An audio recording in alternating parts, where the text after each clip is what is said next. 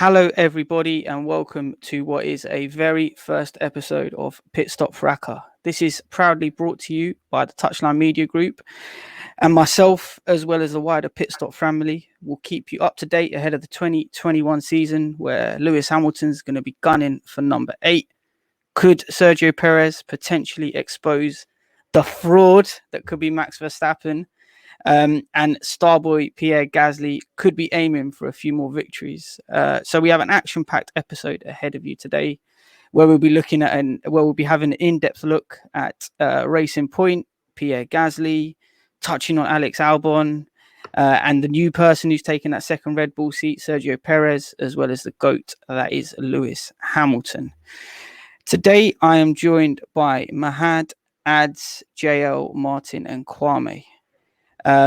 So yeah, it's probably best that the listeners get to know our co-host and guests a bit more. So let me come to each one of you guys and quickly give a brief introduction of yourself, your favorite F1 memory, and your favorite driver or team. Let's start with you, Mahad. Hello, Mahad here. Favorite team, McLaren. I'm shameless McLaren fan. All you're going to hear from me is about McLaren and how we're going to win a title in 2022. So I put on my back. And favorite F1 memory, I'm going to say the McLaren title for Lewis Hamilton. That just sticks out to me, you know. It's one of the. It's the last title that we had, so obviously that's going to be a major sticking point. And plus, it's Lewis Hamilton, so so that's a bit about me. Nice one. Yeah, it's quality last few seconds of that race, Brazil 2008. Ads, let's come to you, mate. Yeah, how you guys doing? I'm Ads. I'm also Tarek, but I usually just go by Ads.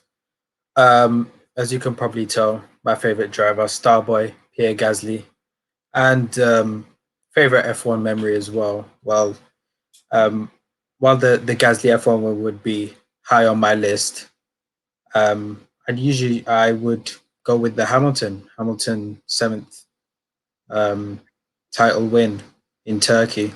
I think that's real history right there, and long may it continue. Nice. Yeah. JL, mate, let's come to you. Cool. What's your favorite F1 memory? All right, cool. So I'm JL. Actually, name's G1, but JL's easier. Currently have my stocks in Charles Leclerc, and I will ride with him throughout this pod. So be warned. And obviously that means I'm a Ferrari boy through and through. Favorite F1 memory. You know what? It was back in, I think, 2002 when Michael Schumacher, Rins Barrichello tried to do that finish line thing. Austria, yeah. Yeah. Just that was so shameless. Exactly that. It was so shameless, and I just think, you know what? Sometimes you just need that in Formula One. You need that little bit of, we are the best, so we do what we like. Yeah. That was quite cool, man. Team orders were, in full flight back then. Good times. Yeah. Martin. So I'm Martin, Martz, whatever you want to call me. I'm not really a team guy, just love the sport, general neutral. But I think when I go back and I think about one of my favorite memories, I mean, Brazil 2008 is definitely up there. But recently, my mind's just been changed to Rosberg running off the track at Monza. Weird one, during qualifying. And I feel like that is just where my GOAT was really born. And a monster was born in him, and a different type of driver. So, yeah. Yeah, nice. Yeah, we always welcome it when Hamilton's on fire, and you don't want to angry Lewis Hamilton in any way, shape, or form. Last but not least, Kwame, give us a quick introduction, mate, and your favorite driver or team. Hi guys, I'm Kwame. Some people call me Kwams, but yeah, just Kwame. My favorite driver. I don't really have a favorite driver, I don't really have one. I guess if I would say my favorite driver would probably be Hamilton. I've got a slight agenda for Hülkenberg as well, but except for that, no agenda for anyone. Favorite team, don't really have one. Rate all the teams on the grid, rate all the drivers on the grid except for Giovinazzi, Raikkonen. And my favorite fun moment, I'll probably say, this is a tough question, putting on the spot. I'll probably either go the Red Bull Multi 21 situation in Vettel, or I'll go with Button, Canada, 2011. Yeah. 2011, when that was a crazy race with Jenson Button, man. That was. I remember I was sat there, I was watching it for about 5 hours, and I was like, when's this race gonna end? I swear he like had to pit like 4 times, and came from last place. And all that. It was good though. I really enjoy watching that, and the multi 21 stuff with Seb. That's just, you just got to win at all costs, right? Even if it's against your teammate. Yeah, exactly. Yeah, man. Don't worry. We got agendas. We got agendas ready to rock and roll on this pod. Don't worry about that. But I spend will be listening. That's all I'm saying. He is listening. He can maybe take a few words of advice from this. But anyway, look. Let's get into it. Let's start with a quick reflection on the 2020 season. You know, it started back in March 2020, you know, almost a year ago. There was a lot of drivers and teams that turned up to Australia, you know, and then one by one, you had crew members, photographers. You even had, you know, a couple of the drivers as well, you know, just coming under scrutiny and just turning around and saying, look, why are we going ahead? One by one, people were being diagnosed with COVID-19. And of course, you know, F1 had to take the stern decision to sort of halt proceedings and postpone the start of the year. However, fast forward to July 2020 and we're back underway. And I think, you know, we want to say a huge thank you to F1, who managed to stage 17 races. Was very, very exciting on and off the track. You know, we had the birth of a new tyre compound. We found out about interslicks. We had cars finishing with 3 wheels intact. And at the end of it, we had a champion, all within COVID guidelines. So myself again and the wider Pitstop family want to say thank you to F1 for the spectacle that was held. Right. Now, all the nice stuff and admin is out of the way. Let's get into the agendas. I'll just say one thing about F1 as well. I do want to say about how well they reacted to the actual situation. I feel that it's one of the very few sports that actually use their resources to actually help with what was going on with COVID. I mean, you saw very quickly how teams were donating engineers and resources to help building ventilators. And I think McLaren, Mercedes, I think even Red Bull, all of them really got involved and really tried. I'm not to say that other sports didn't do their own thing, but I feel like F1 definitely really put themselves out there in a really good light with that situation. Yeah, definitely.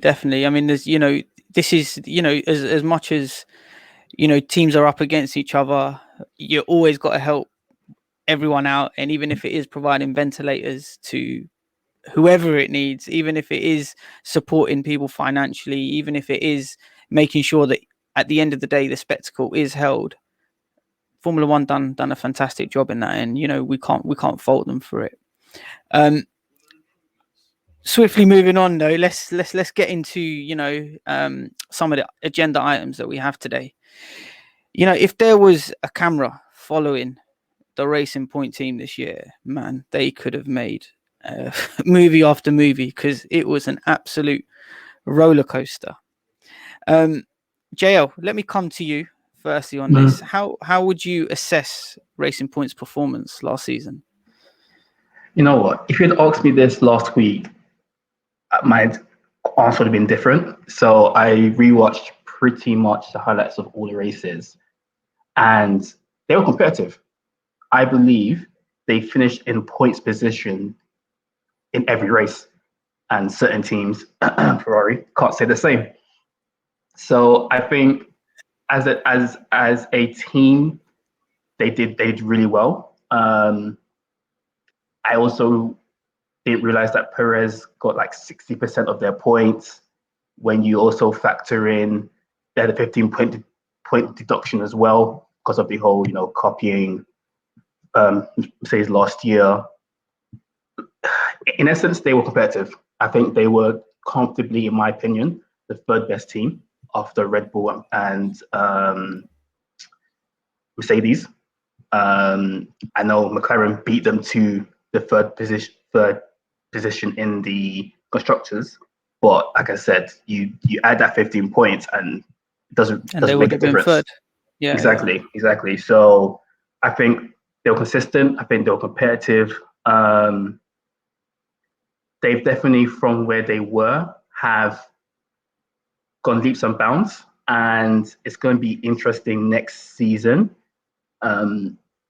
Not because I don't think Stroll. I think Stroll's a good driver. I have no issues with Stroll, but as I said, one driver got 60% of your points, and that driver no longer races for you. So it's going to be interesting to see how they compete next season. Yeah, definitely. So they're going to be. They won't be known as a pink Mercedes next year. Put it that way. Exactly that. It'll be the green Mercedes. Yeah, with a green Mercedes. So, Kwame, let me quickly come to you then. In terms of their performance, they managed to get a race win. They also managed to nail a pole position in the season. I'm going to put you a bit out your comfort zone here. I mean, what do you think was their Achilles heel in terms of pushing on and getting a bit closer to Red Bull? What do you reckon they could have maybe done a bit better? I think with Racing Point this year, I feel like they did the best that they could. I think you could possibly say their second driver in Stroll wasn't as close to Perez in certain races, but saying that Stroll did definitely improve from the previous year in 2018. So that's one argument. But I think Red Bull are just too good. I think Red Bull and Mercedes are in a different league and there's a category to the rest of the field, in my opinion. And I think Ferrari, who would have been in that first spot and last year came second, they just dropped off, and Racing Point capitalized. Also, as well with Racing Point, them having a rip off last year's Mercedes as well didn't really help. That kind of put them in a bracket where they wouldn't have been as close to Mercedes Red Bull, so they would have just been just kind of underneath. In between that Formula 1 1.5 that category. So. Yeah, to jump in on that, like honestly, I think they achieved what they set out. They wanted to be the best of the rest.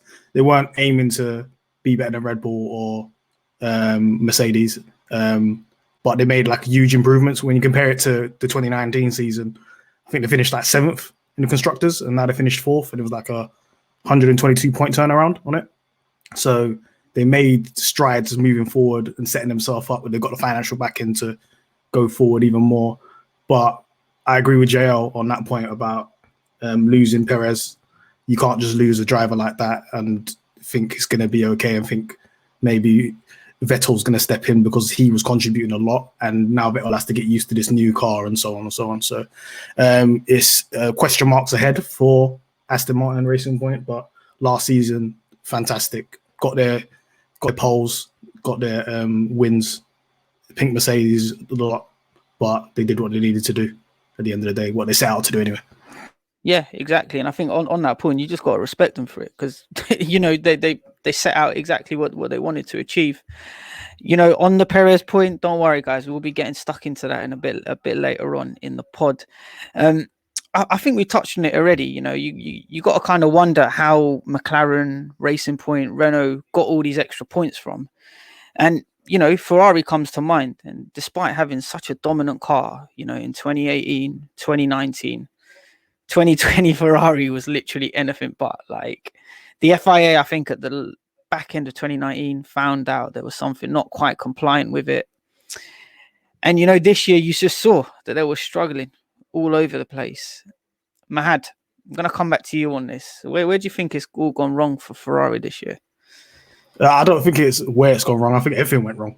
I think they've just got major issues, from the car to the pit stop crew to the mechanics to the drivers. I think the only shining light is Leclerc. Even Bonotto is a question mark. It went really, really bad for them. We're talking about a team that in 2019 they were second in the standings. They were actually competing. I think they had like 504 points. Then this year they're struggling. I think they dropped off like by 270 points. This is unheard of in constructors. Like, I don't know what they're doing at all in terms of the straight line speed. We kind of knew in the preseason last year that they were quite slow, along with the Alfa Romeos and the Haas. So I think they got a little slap on the wrist because they were doing something dodgy with their engine in 2019, and they had to revert back to normal, and they just couldn't recover in time in terms of development on the car. So it's a major issue all over. Even with and them announcing Vettel's, we're getting signs in and so on. Vettel's already checked out, so you got one driver that was already checked out throughout all the races as well. It's a disaster. The only positive point was Leclerc just dragging that car into positions in points where he had no right to, because that car was shit. I'm not gonna lie, it was an awful car. Yeah, I mean, 100% agree with that. Like, you know, Leclerc was literally carrying the team, and like you just saw Vettel just become basically like a back end midfield runner. He wasn't even ahead at the top of the midfield. He was calmly chilling there with like Raikkonen.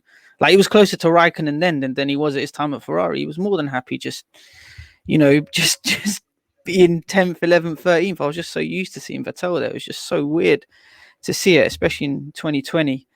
I think with Vettel, he just he gave up this season, didn't he? I think he kind of knew he wanted to move on, and there was really nothing Ferrari could do. And the relationship had broken down. I think I think near the end of 2019, the relationship had probably already broken down between Ferrari and Vettel. So when it really came to it, he was even letting Raikkonen pass him on the grid in some races. So it's just, he really gave up. There wasn't much. I don't think he cared that much about.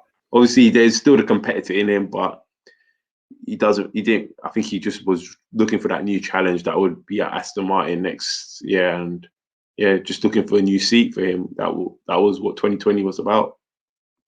Yeah, and honestly, everybody gave up. I think everybody gave up. Bonotto stopped turning up to races. How can your team principal just not even turn up to races anymore? It's like, oh yeah, we're thinking about the 2022 car. This is an absolute joke, man. Thing. Pit stops. These men are making cappuccinos. Their average pit stop times 3 times. What on earth is this? I think they were better. That is slow. That is definitely, definitely. I think they were better off for it. I think the races where Bonotto weren't there, they were actually performing. Not gonna lie. Yeah. Whenever Bonotto wasn't turning up, they were on the podiums. Yeah, but it's what Mahad said. Like they were not functioning before, even before this season. They were not functioning. I mean, we remember Brazil 2019, Russia 2019. Even not Bahrain, Singapore. Even though they won that race, there were still issues there in regards to the race, in regards to the races, the tactics that were being used, the fact that drivers felt unhappy with some of the decisions that were being made. Like, you could see it from there, and they were just they were effectively being saved by the fact that their car was really, really good and able to compete. But then you come into 2020 and their car is completely unable to compete on a consistent level, and it shows. Like, all their other problems have just been exasperated at that point. Just add to this one as well. Like, with this year as well, like their engine this year has really underperformed. That's where like a lot of their issues has really came from, because not just Ferrari, but like Mahad said as well, with Alfa Romeo and Haas as well. They're both also Ferrari engine, Ferrari affiliated teams that have just fumbled the bag honestly this year. So their engine is poor, made them have to change the way of the car from more of a low downforce car, which is really how Charles' style of driving, because he prefers like a more of a twitchy back end compared to Vettel, who wants to just stable, drive straight, turn. That's how he was at Red Bull. And since this season as well, because they're much more slow on the straights, and like these guys said, poor strategies from Bonotto, this year has just been a problem for them. And because next year is basically the same car as this year, they really had focus on 2022. So it's been an L from Ferrari, massive well. You know what? There must be a thing with Italians, like, because even like Ferrari's downfall reminds me of like AC Milan. You know, once a mighty team in red or red and black. You know, like feared, but now it's like laughing stock. You know, I believe, but maybe twice this season they crashed into they crash into each other as well. It's just shambles. It's shambles, Yeah, and it's going to be another year of pain for us Ferrari followers, shall we say? Yeah, but don't worry, we'll get into the second seat later. I might using that. Yeah, we'll get into it. Don't worry, JL. I think for me, Ferrari just hold a lot of prestige on the Grand Prix. Everyone wants to see him up competing at the top of the grid, and just unfortunately, it just didn't happen for them this season. I mean, touching on the prestige point, one of the most prestigious races in the calendar is probably Monza, and we all know 2020 threw up a lot of thrilling races. Arguably, the best one was the Italian Grand Prix, probably made better by the fact that Pierre Gasly won it. I can see Ads is smiling there behind the screen. He's a behind massive. my broken camera. There's a huge smile. Huge smile on my face. He's a massive Pierre Gasly fan, and I've done a bit of research for this pod, and it was almost 3,000 days since a car other than Mercedes, Ferrari, or Red Bull had won an F1 race. Fair enough, Hamilton's race itself at Monza was affected. He was pitting when the pit lane window was closed, and whole safety car drama, whatever. But regardless, AlphaTauri made the right decision. They brought in Pierre, and he went on to win it. Ads, let me come to you on this. What were your thoughts about that race? What's your thoughts on Pierre Gasly?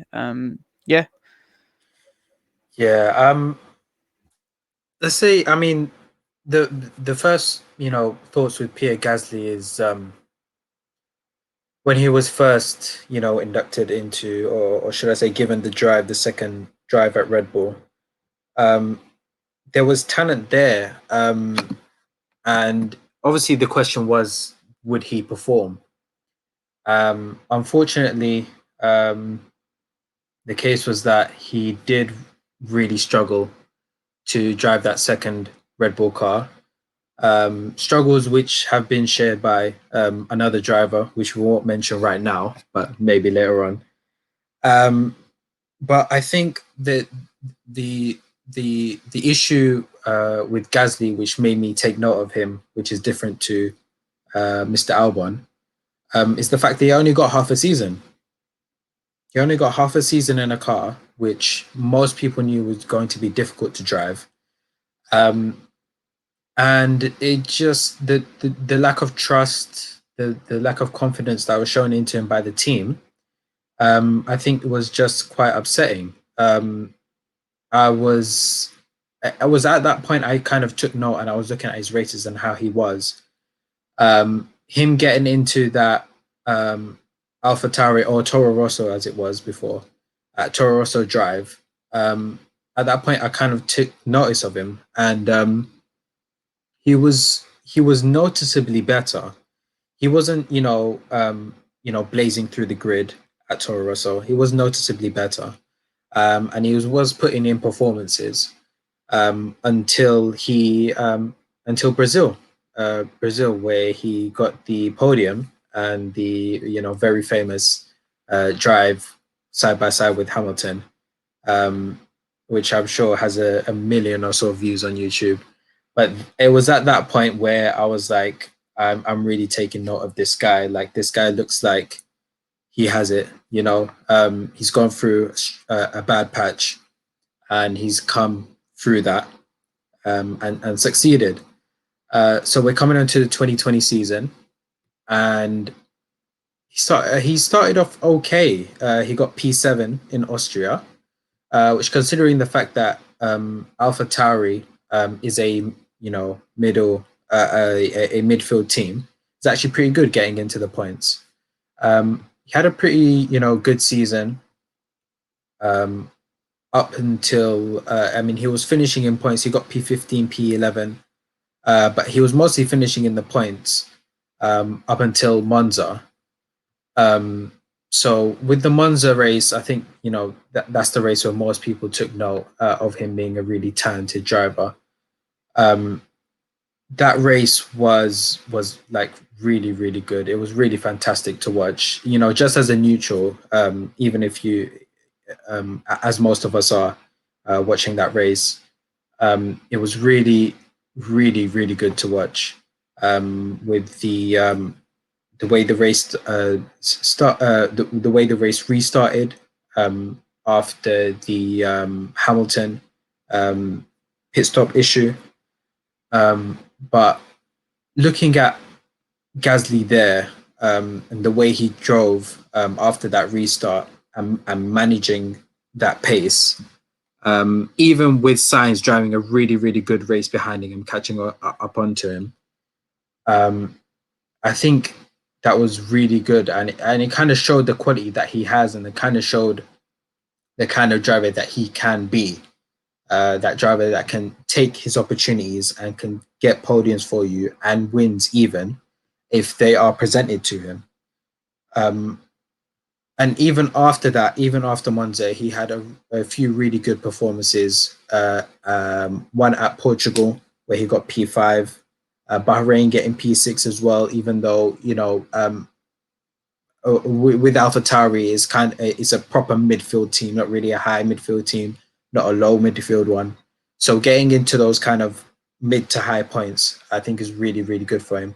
And we should also say as well that him getting P10 in the driver standings, while his partner Kvyat got P14 and finishing about 40 points above him, I think that kind of shows kind of the level he's gotten up to now from that driver at Red Bull who just could barely drive, had no idea what he was doing. Coming up to this point now, I think people need to take note. That's a driver for the future right there. Yep, definitely. Again, agree with that wholeheartedly. I think you touched on it. He managed to get 75 points, got the 5th place at Algarve, as well as a couple of 6th place finishes. And I think he got double the points tally of Danny Kvyat. And I suppose on that point, Kwame, I want to come to you on this. His teammate for next year is Yuki Tsunoda. Now that Gasly sort of set the bar, in what he's done this year, how do you sort of see that driver lineup panning out in 2021? Good question. I think it's a very good driver lineup for AlphaTauri. I think it's good. It's good that they've got Gasly who can head the team. He can be the main driver, can be the lead driver in that team. Lead Yuki Tsunoda, who's got potential. He came 9th in Formula 3 originally with a team that was midfield. Gens Motorsports got into the podium. Came this season now, 2020, in Formula 2. His first season came 3rd with a very, very tightly packed championship of young drivers. You've got your Mick Schumachers, you've got your Schwartzman, you've got your Callum Ilots, you've got your Dan Texas. I can go on, but that Formula 2 field is stacked with talent. Majority of drivers there have got Lundgaard and Zhao linked to either Renault or Ferrari or Red Bull Academy as well. He, in his first season, bust it, especially towards the end, got 3rd place. So I think Gasly can be that guy, kind of take control, take lead of the team. Same way Red Bull's kind of geared towards Max Verstappen. I hope that AlphaTauri can do the same and gear the team around to Gasly, and he can push it up the Constructor Championship. My only issue is with AlphaTauri and with Gasly not even with Gasly, it's with AlphaTauri I do see the team as just as a feeder team to the main Red Bull. So what's the future hold for Gasly? Because for me, Gasly is way better than AlphaTauri. He should be in that Red Bull team, really and truly. He should be at let's say an Alpine or an McLaren, a topper midfield team rather than AlphaTauri. His talent's higher than that. So if AlphaTauri can help you push the team further, then that'd be brilliant. If it's just him standing in midfield, then I don't know. Yeah, I think on that point, definitely. I think, if he can kick on now for 1 year, 2 years, he can hopefully, fingers crossed, get that big move to a big team again. And, we'll see what happens. But don't worry, Pierre, if you are watching this, wherever you are, we'll be tracking you and we'll be rooting for you, mate, in 2021. Right. Agenda season in full flow. Mr. Alex Albon our very own West Bromwich Albion, Mr. Sam Allardyce. Yeah, you know, he didn't beat his teammate once in qualifying. You know, I think he was on average 0.5 of a second off the pace in qualifying. You know, Mahad, let me start with you on this. You know, was it just a case of Alex being an awful driver, or Max just being completely superior to him? I think it's a bit of both. Like, I think, you know, he did get cooked. If I look at the stats, it don't look good for Albon against Max. Like you just said, 17-0. There's 17 races he didn't beat him once, and you know, actually he beat. It was 12-5 in races, but the 5 races that he lost to, that Max lost to him, was races that he did DNF. So he wasn't even racing. So he's not racing against anybody. So it's just outrageous performances. We're talking about more than double. Max got more than double points. Like, how can you have a supporting teammate in a Red Bull that's in a top car and you're getting double the amount of points that he's got? It's serious problems with Albon and that team. And then the guy who's replacing him right now is the one that's finishing in P4. It's not. It don't. You know look, what I mean? The person that took your job and he was in inferior machinery was spanking you. So yeah. The first race, he had a chance of winning that race.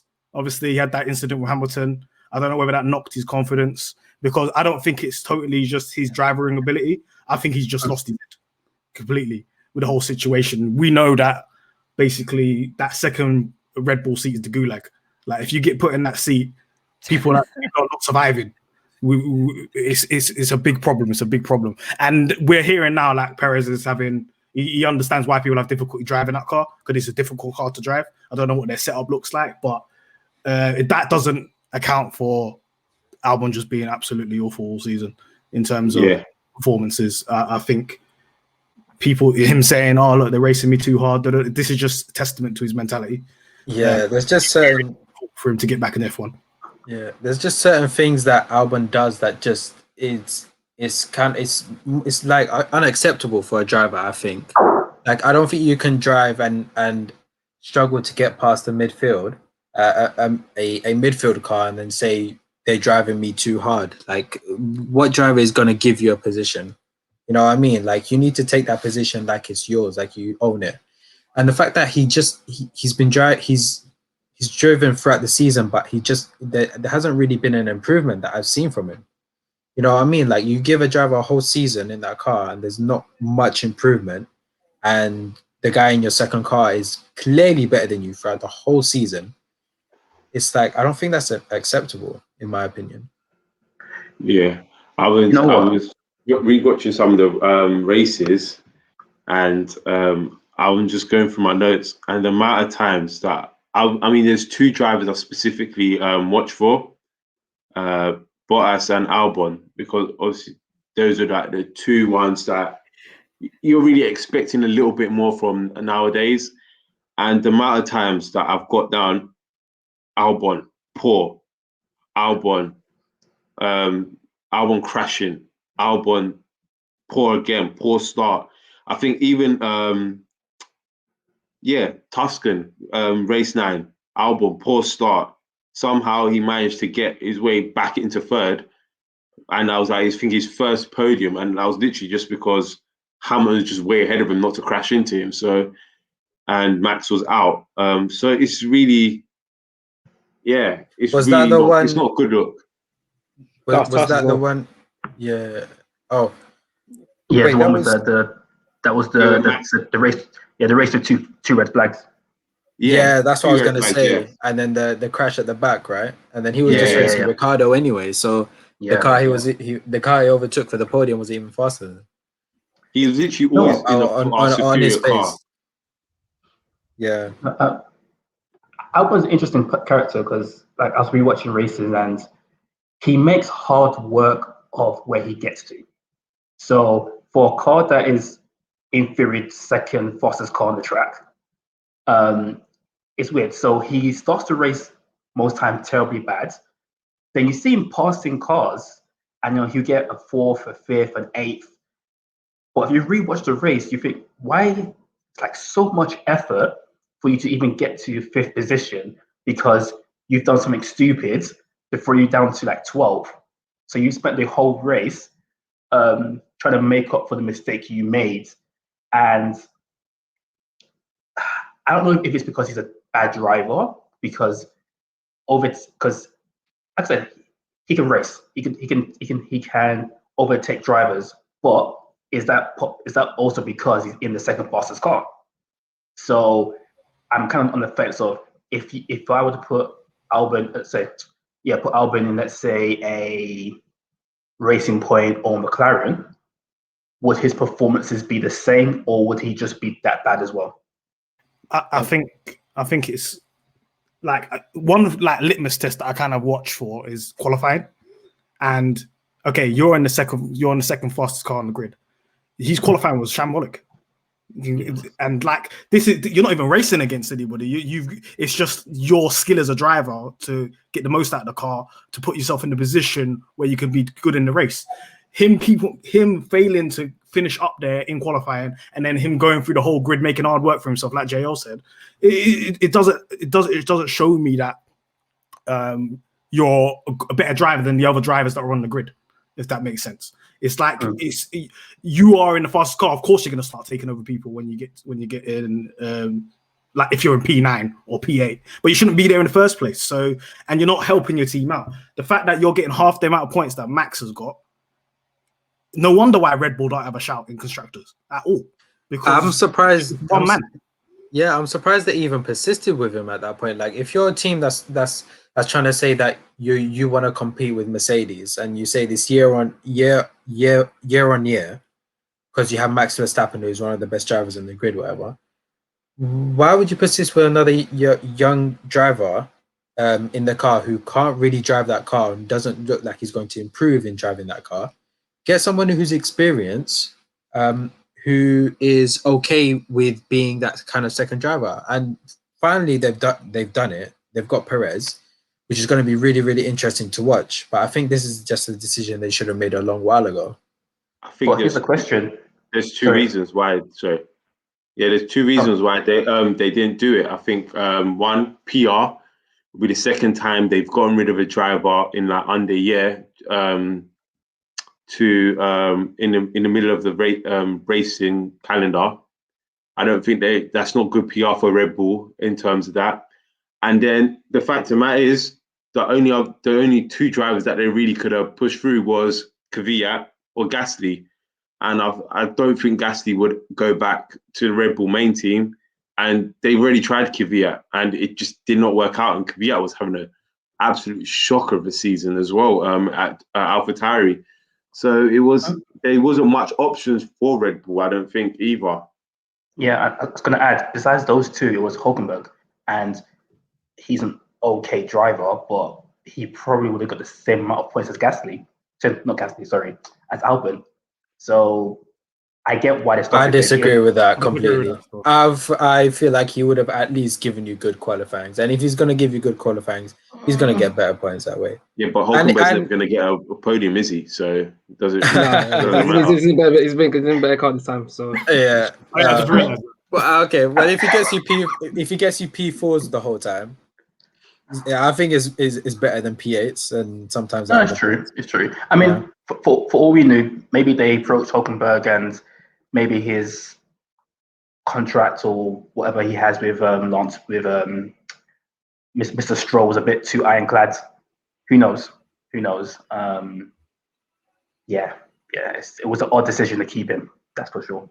Yeah, I think there's also a lot made about like Christian Horner as well. I mean, we speak a lot about Christian Horner being like a hard team principal and showing favoritism towards certain drivers, Max, Vettel, and all that, and just neglecting the other driver. But I really feel like sometimes when it comes to Christian Horner, when you are that second driver, he expects a little bit more from you.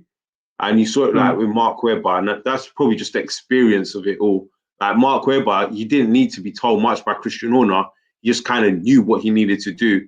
He didn't have to go out. He knew Vettel was the main guy.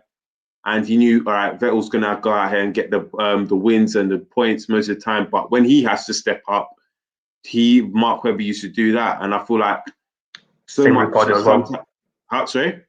Same with Ricardo as well. With Ricardo as well. And I think obviously, the relationship with Ricardo broke down because of Ricardo expected a little bit more.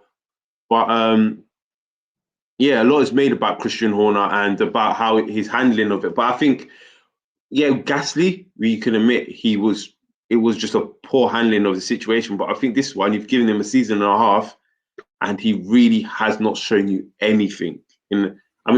Later into the season, I think Albon started to pick it up a little bit, but it's still too little, too late, to be honest.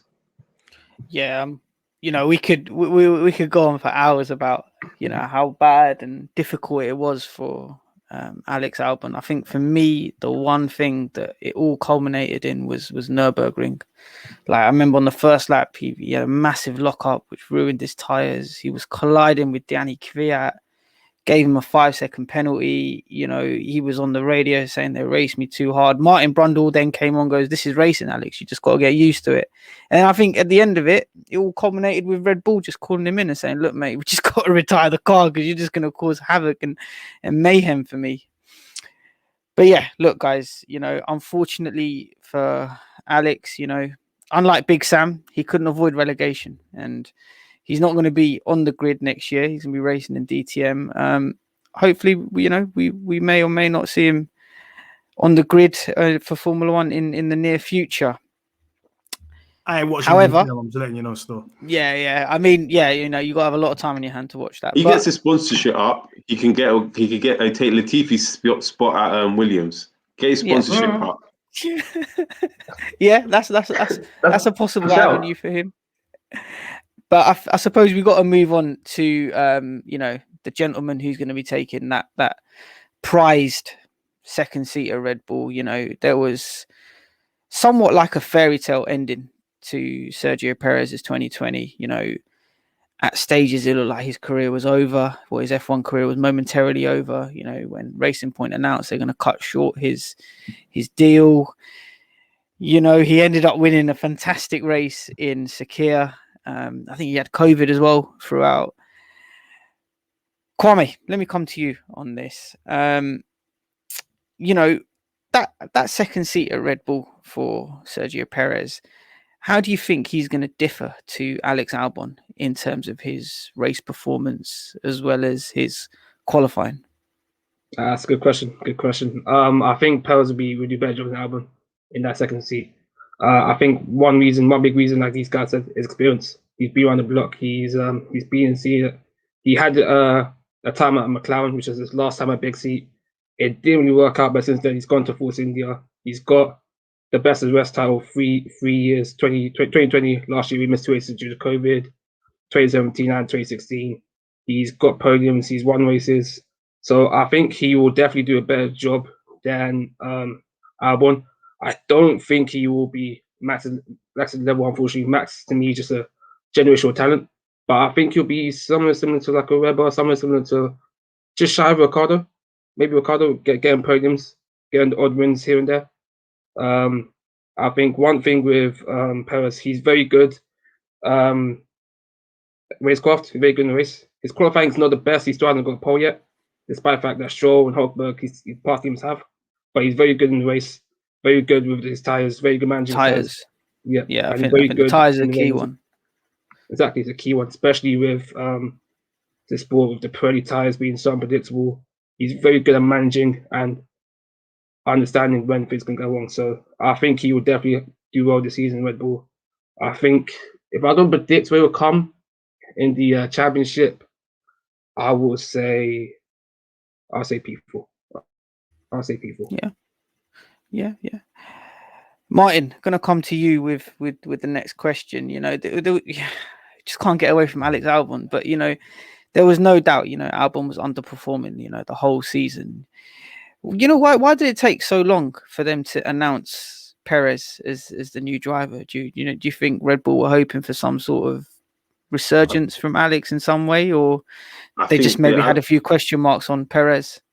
Yeah, I don't know. I don't think they were I don't think it was the original plan for Perez. I think it was Perez just PR. Perez had that PR. I think the Rebel were done with Albon. As I said before, I just think they couldn't get a mid-season replacement for various reasons. I don't think they just waited till the end of the season.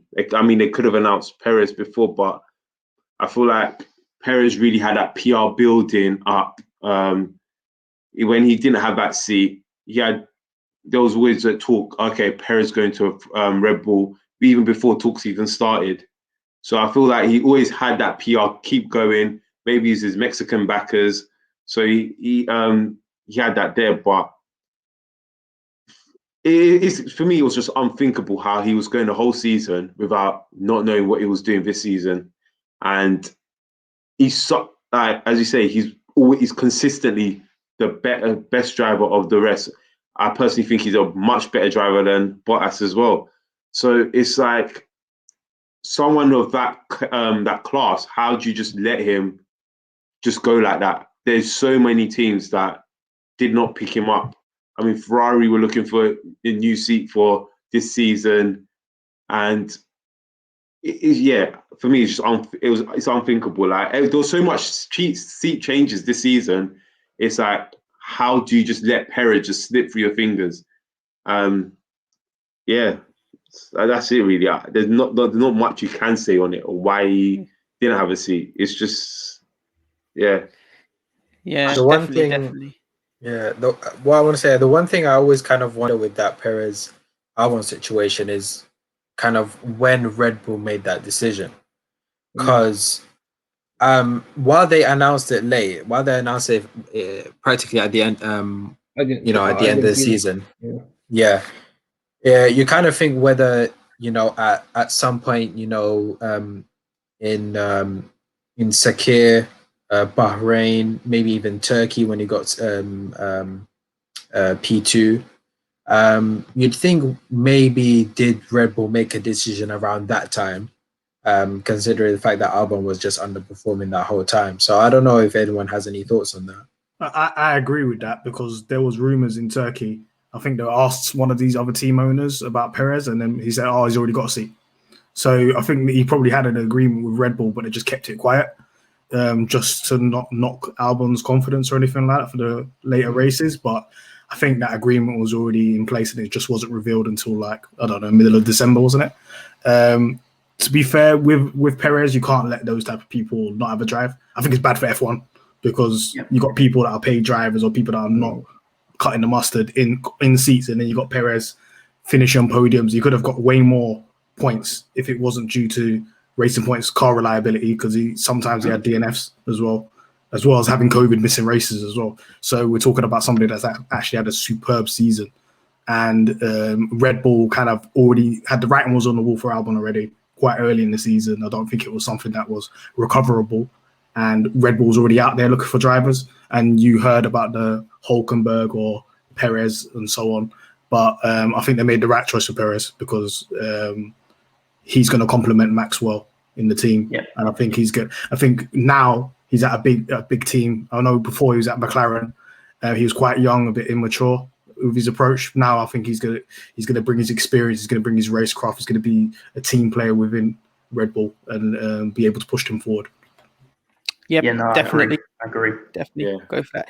JL, gonna come to you on the next question. The highlight of Perez's career probably was that great win at Sakir.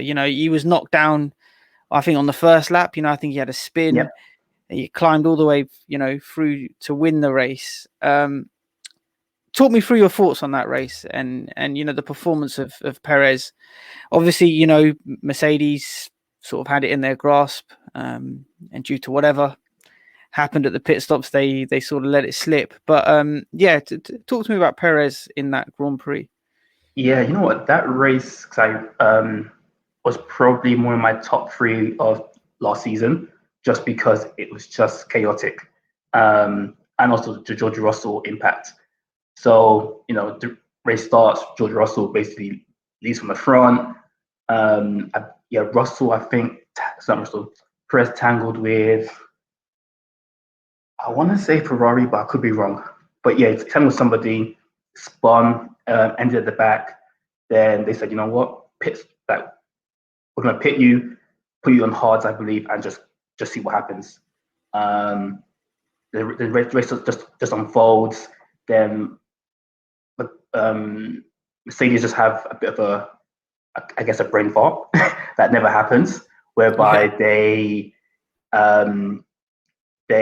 put so I think they brought the wrong tires for Russell. Then when they changed his tires, then realized when they were trying to change Bottas's tires, and then it was a whole thing.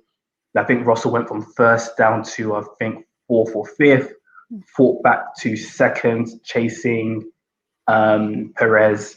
Then he unfortunately had a puncture.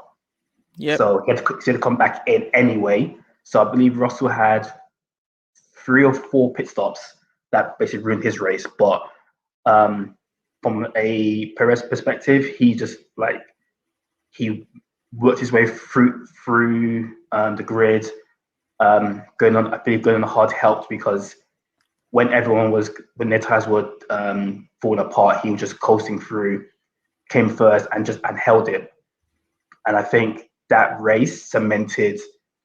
I mean, I believe he's a good driver, and I will say this, and people can clip this. I believe he will outperform Max next year. Not that he'll get more points. No, not that he'll get more points because I believe Max is a better driver, but Max also he's a bit reckless.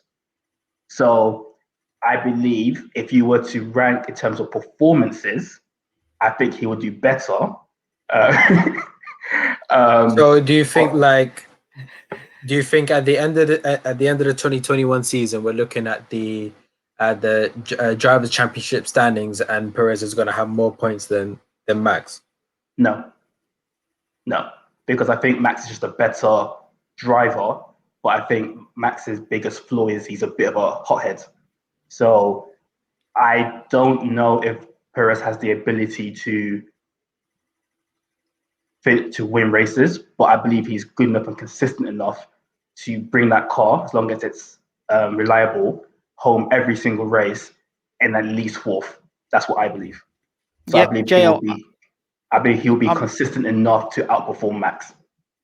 Mate, I'm here for it. If I can see Perez knocking on the door of Max Verstappen, I'm here for it. I'm rubbing my hands at it.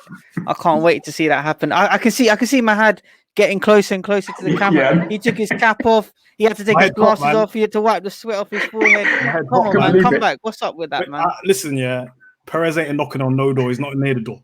He's a supplement piece. You know what I'm saying? This is Max Verstappen. We're talking about generational talents. Perez is there to just I'll help you with strategy, stuff like that. There's no competition happening here. No, in terms of race pace, because the guy Perez can't qualify. How could he compete with Max if you can't qualify? And the other thing the point that you made about Max being a hothead, I think that's misconception. I don't think this season he's been last season, 2020 season, he's been extremely mature in the way he's been driving. The only point is 5 DNFs, so that's a lot of points just out the window because of reliability of the car. I think. But so on that point though, of the 5 DNFs, I believe 2 or 3 were his own fault. He drove. Yeah. No, I believe it was secure where he drove off the pit. He drove off the track, and there was another one where. Are you talking about Sakir? Yeah. That's not his fault. We can. I wouldn't say Sakir's his fault either. That's to not be for honest. debate. I feel like when it comes to Max, there's only one that stands out that I've seen was the formation lap at the Hungarian Grand Prix where he locked up and then crashed into the barriers. But I mean, that was a relatively small crash, and they managed to fix the problem before the race. But yeah, I feel like Max is. I'm not Max's biggest fan, but I've watching him last season. There's a real maturity about his performances, and I think I'm looking back at the 70th anniversary Grand Prix, and he was behind them 2 Mercedes, and he was told to come in and pit. Max done something that I've only ever seen Lewis done. and said, no, I'm staying out. Look how close I am to them. And that is what won him the race. And I feel like that maturity is just showing the level that Max is coming to now. And, if they can sort their reliability out for this season, then Lewis could have a contender on his hands, because Max outperforms Bottas all the time as well, because Bottas struggles against Max. He struggles against Max. So Hamilton he has to watch himself this season. I feel like we've got gone into this season thinking, all right, this is number 8. Hamilton's going to clean up, but I don't think it's going to be that easy. I feel like Max is going to be right on his heels. But on that point about the 7th anniversary, bear in mind though, because the race before, one where Lewis finished with 3 tires, Red Bull made the mistake of pitting Max, and he could have won that race. So whilst I do agree it was maturity aspect, but it was also because the previous race, his team made the wrong call. So that's still maturity and growth, mate. It doesn't matter if it happens within a week or a year. It's still maturity and growth to realize how close you are to the Mercedes. And he said it himself, we don't get this opportunity that often to be this close to the Mercedes. I'm staying out, and it paid off in the end. No, it's true. I think Max will probably finish second next year in Driver Championship. He definitely is the better driver. I just don't believe you can just dismiss Sergio Perez as just the the filler. You know what? I think the discussion we're having here, I think we're having a bit of a wrong discussion with this, because I think we're putting Max and Perez against each other, when the discussion I think should be had about Perez elevating Max and Max elevating Perez. Because I think the whole issue with Red Bull, the main issue with Red Bull as to why they can't compete, is because essentially it's 2 against 1. It's Lewis and it's Bottas, and Bottas isn't even that good, but he's good enough that he's going to get that P2 against Max, and Albon isn't doing anything.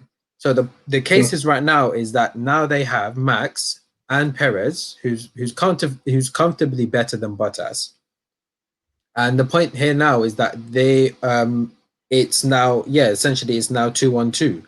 You got 2 really good drivers at Red Bull. You got 1.5 really good drivers at Mercedes. Now it's going to be a really good challenge, and it's like it feels really exciting to me at that point. You know what I mean? So I think that's the discussion I'm having. I think it's going to be a really, really exciting next season. I don't think Max will beat Lewis this season, but with the addition of Perez, I think that Mercedes constructors title's under threat. Exactly. Because you have to understand, all these years it's just been one man Max versus Mercedes, which is it's a handicap. So that handicap's now been removed. Hopefully Sergio Perez performs and gets into the positions where he's consistent, which I think he would. So I think he will. So we'll just see what happens next season, I think. Yeah, definitely. We got to see what happens. We want a bit more action between, the top 2 teams. If Ferrari's in there, all well and good. But yeah, we want to see a bit of a challenge there. It was really a case of the Mercedes, which one of them was going to win at the start of the year. And, after a couple of races in, we always knew it was going to be Lewis Hamilton. And on that point, let's talk about the GOAT himself. I think one of the earliest announcements ahead of the new season was, Mercedes were going to adopt, the black livery, championed by Lewis himself. He was very vocal about the Black Lives Matter movement. He was overcome with rage following everything that happened with George Floyd. Martin, based on this, the fact that Mercedes changed, the look of the car, they're going to be championing this movement. What was your initial thoughts on it? And on that point, moving forward, how do you think it's going to bear for the team, and how they looked and how they're seen as? I feel like Lewis is a bit, when it comes to him and Mercedes, it's a bit more of just a employee-employee relationship. There's actual real care for what he believes in, and Lewis, when Lewis has an idea about what he wants to do, he normally gets it done in his way. And I feel like with whatever was taking so long with his new contract as well, what he's pledging to do to try get more people from disadvantaged backgrounds into sport. Obviously, that's going to incorporate more people of color. So, which is important because it's something that you don't see in Formula One at all. So, I mean, for most part of it, I can't remember anyone of color much from before Lewis. So it's a bit of it's a good thing to see. And he said it in the is when he won his 7th title, didn't he? Where he said, what's the line?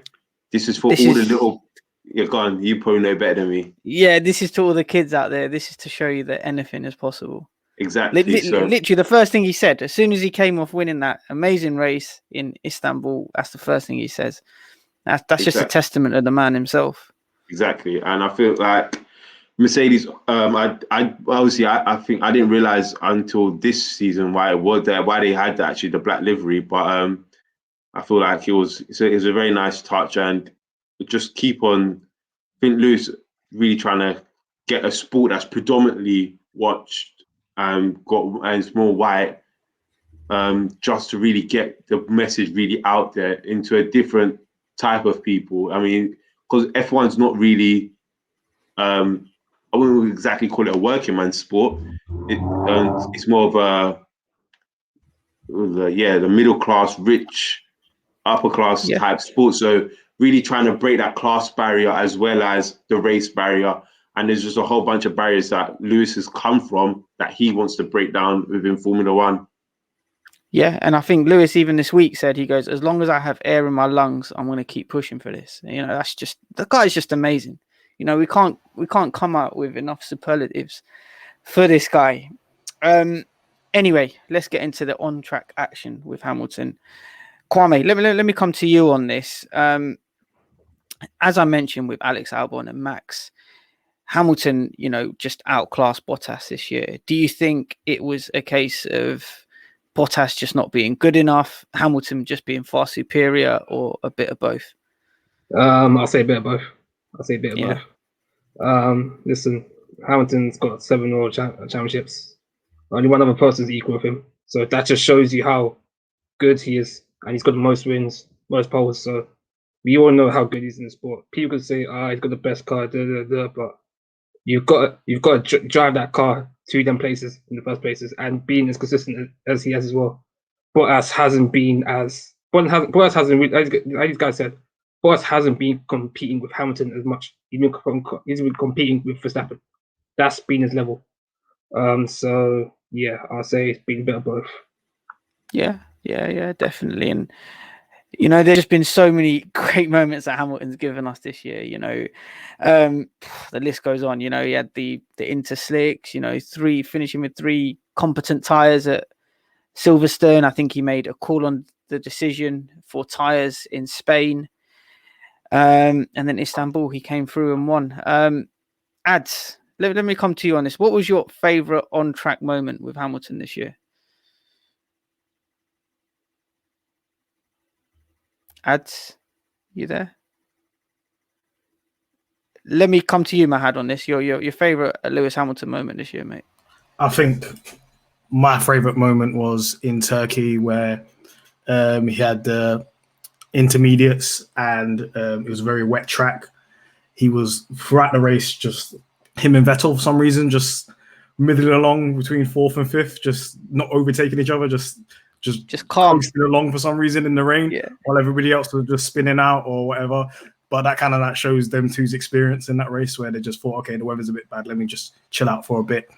And then remarkably, Lewis, as it dried up, instead of pitting, turned the intermediates into slicks and managed to win the race. It was absolute phenomenal performance. It kind of shows testament to his racecraft and his ability. He's just shows that time and time again, he knows what he's doing, and it's just not I'm the quickest driver. It's other stuff as well. The guy knows F1 in and out, and it was outstanding performance in my eyes.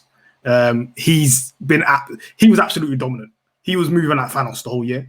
Like, there were 17 races. How many did he win? 10? 11? This is outrageous.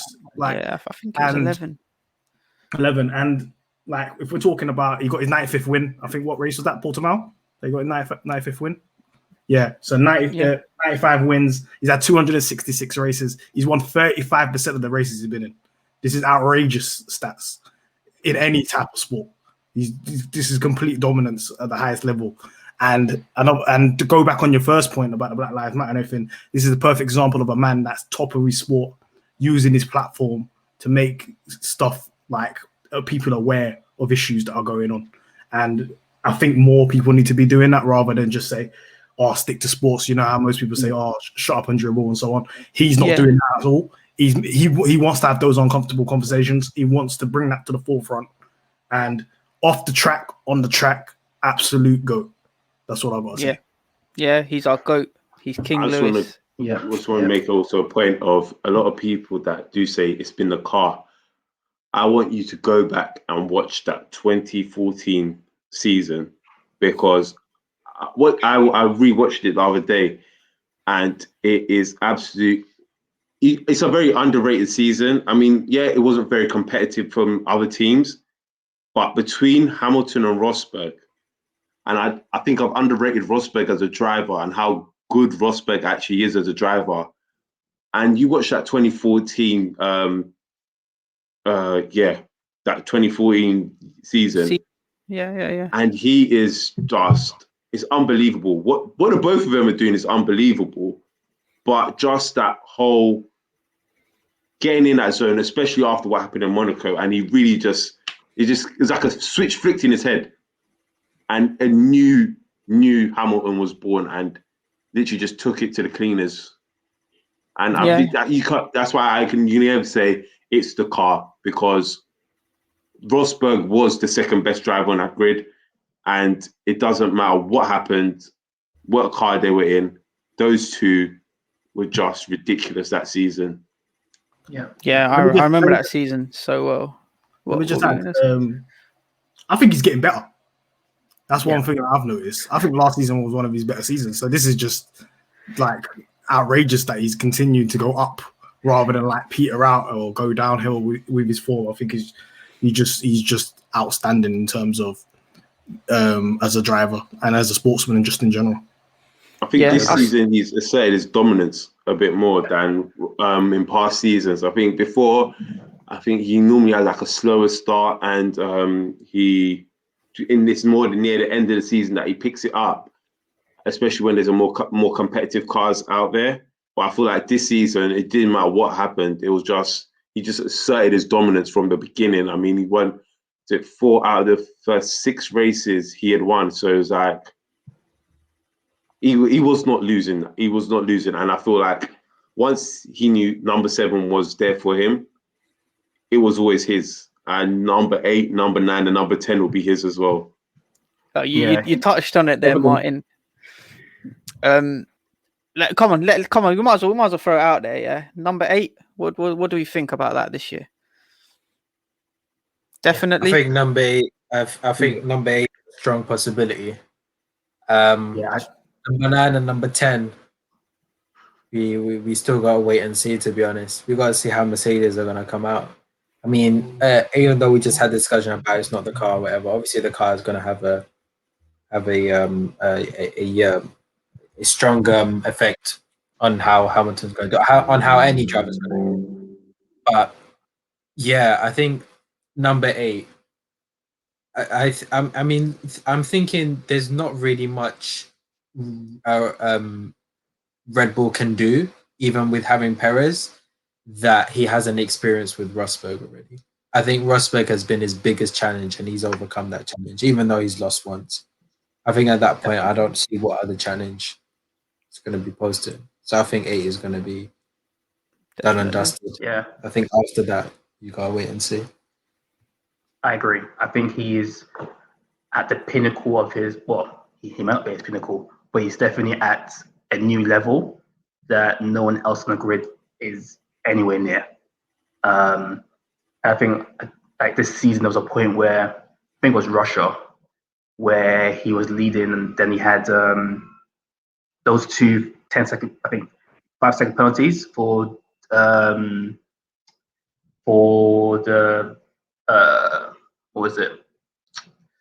It was the penalty starts, the start stops exactly. he was Yes. doing. Thank you. Yeah, so have a driver that that happened, and you could tell during the race he was angry, but to still finish third after all of that, and then I think he went on to win 5 races after that. He's a GOAT. Like, quite simply, he said after that race, nah, you guys don't do this to me. I'm just going to show you why I'm the best. Next year, I think Verstappen will be more of a challenge. Red Bull as a team will be more of a challenge. He probably will still come out on top, but with the new regulations coming in 2022, who knows? Yeah, I think one of you guys have first mentioned as well. I think, especially with this year as well, because this coming season, 2021 now, with the fact that they're using the same chassis as well, the 2-token system that they can only improve. There's not much. I don't think there's much of a gear for the other teams to really improve on. I think Red Bull can improve. Don't get me wrong, but they're not gonna close the gap where we'll see Verstappen and Hamilton battle out as much as they should be. So I think Hamilton's going to step out this year, gets number 8 in the bag, and then 2022, we'll see if he's still here. We'll see if he retires on the high or if he wants to push more and more of the new regulations. I'd love to see him here 2022, but you have to wait and see. I feel like 2022, it's there's new regulations, but I don't think Mercedes are that worried about it. I mean, I think the engine freeze helps them as much as it helps every other team. I think. I feel their power unit is just it's the most superior power unit on the grid at the moment. So I feel like as long as they've got a strong power unit, they've always got a good team when it comes to aerodynamics and chassis and everything else. So I genuinely think Mercedes will still be one of the dominant forces next season. I thought there's not much other teams can really. I mean, there is much they can do. But I feel like Mercedes will still be dominant until there's a new power unit supply. That's when you might see them start to fall off. But I feel like he's got the next couple of years in the bag as well. He's got at least one. If he stays. Exactly. He will stay. He will stay. If he stays. Look, from all the at the end of the day, it's like it's just if Toyo's right and it was too late in the year for them to sort out a multi-year contract, then he's staying. And I don't see him going anywhere, especially with his new project in terms of what he's looking to build with Mercedes as well. I don't see him going anywhere just yet anyway. Yep, let's hope for it. The longer Hamilton's on the grid, the more happier I am. And I love seeing him race, and I'm sure a lot of the people as well in the Pitstop family love Hamilton and got a lot of time for him. Look, 2020 for him, he collected number 7, his 4th title in a row, 98 pole positions, 95 wins. 2020 BBC Sports Personality of the Year, and as well, he was mentioned in the 2021 New Year's honor list as receiving a knighthood. So, Sir Lewis Hamilton, man, you're Sir Lewis Hamilton. You've forgotten the little thing at the bottom, man. That's disrespectful, bro. We're gonna update the bio for that. You should have been saying "Sir" the whole time, man. Yeah, Sir Lewis you might Hamilton. need to restart it. That's why I had to make sure I got that little segment in on him. But yeah, look, on that special note, there's no way to better wrap up our first episode of Pitstop Fracas.